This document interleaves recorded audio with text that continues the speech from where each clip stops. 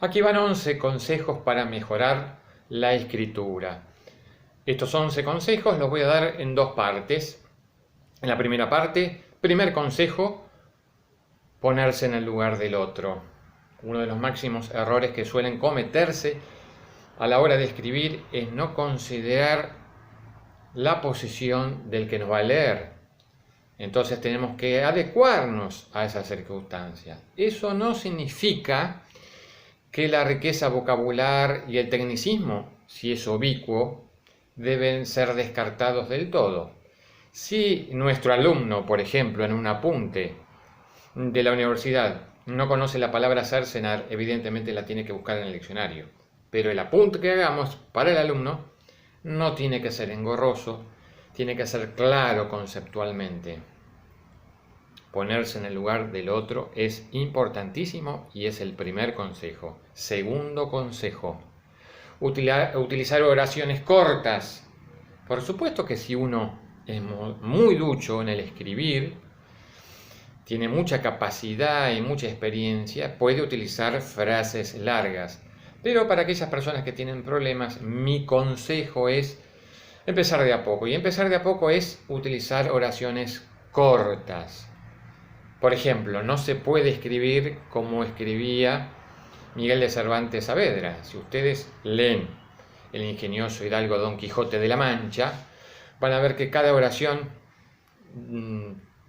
digamos, se desarrolla a través de media página, por ejemplo. Y uno no se pierde. Es decir, empieza la oración, luego va por el renglón número 10 y uno no pierde el sentido de esa oración, porque Miguel de Cervantes Saavedra era un genio escribiendo.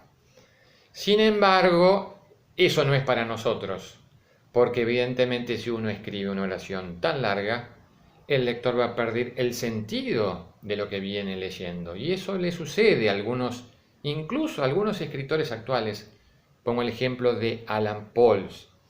Tiene oraciones demasiado largas y a mí mismo me ha pasado que estoy leyendo una misma oración y cuando estoy promediando la oración no me acuerdo qué es lo que había escrito al principio de esa misma oración.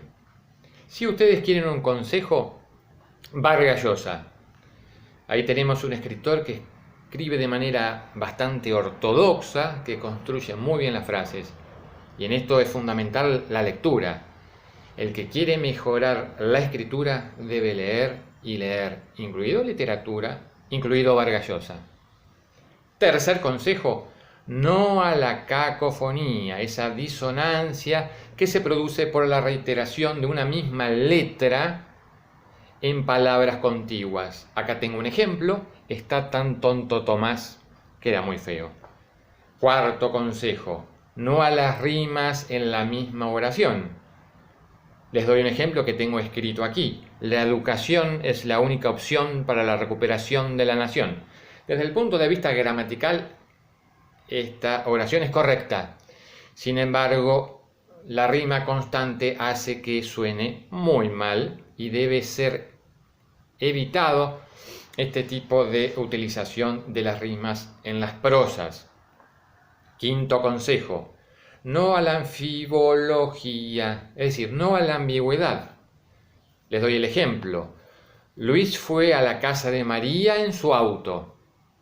¿De quién era el auto? ¿De Luis o de María?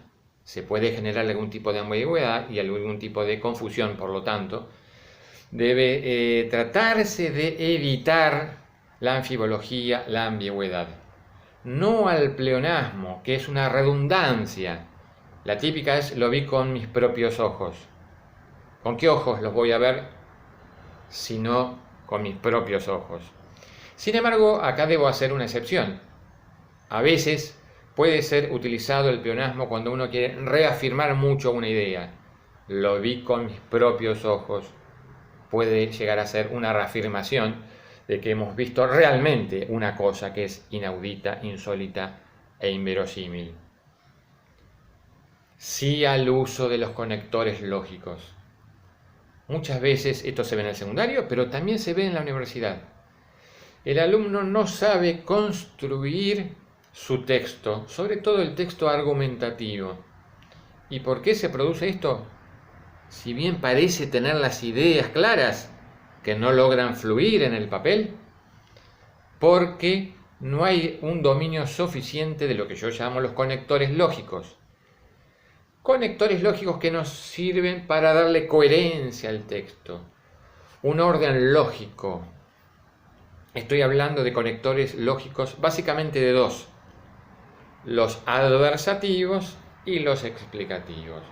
Los adversativos son los conectores lógicos que introducen una negación, una relativización o una matización de lo que se dijo con anterioridad.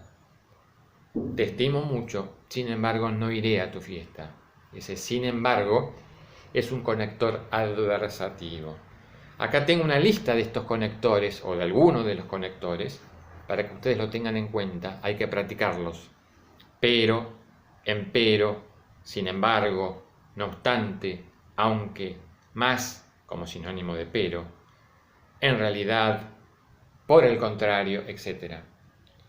Y también tenemos el caso de los conectores lógicos explicativos, los que introducen una conclusión, una causa o una consecuencia. Les doy el ejemplo típico. Todos los hombres son mortales, Sócrates es hombre, por lo tanto, Sócrates es mortal. Ese por lo tanto es un conector lógico explicativo. Les doy los ejemplos correspondientes: en definitiva, por lo tanto, por consiguiente, por ende, ergo, es decir, en efecto, o sea, por lo mismo, ipso facto, pues, porque, con que, en conclusión, en consecuencia. Yo les dije que estos conectores explicativos introducían una conclusión. En el ejemplo que les di de Sócrates, ahí hay un buen ejemplo de cuando se introduce una conclusión. También se puede introducir una causa, les dije, y les voy a dar un ejemplo en el que introduzco una causa. No iré a tu fiesta porque está Ricardo. El hecho de que esté Ricardo es la causa por la cual yo no voy a la fiesta. Y también está el caso de los conectores lógicos explicativos que introducen una consecuencia. Dado que no está Ricardo, yo no iré a la fiesta. Pero aquí di la consecuencia, pero no utilicé un conector, aunque la idea está implícita. Está Ricardo en la fiesta. Por eso mismo, por lo mismo, es un conector lógico, no iré a la fiesta. Una buena manera de practicar estos conectores lógicos es pensar en una oración, utilizando sin embargo, y luego reemplazar el sin embargo por todos los conectores lógicos adversativos que a uno se le pueda ocurrir, tratando de cambiar la menor cantidad de palabras posibles del resto de la oración. Y luego hacer lo propio con los conectores explicativos.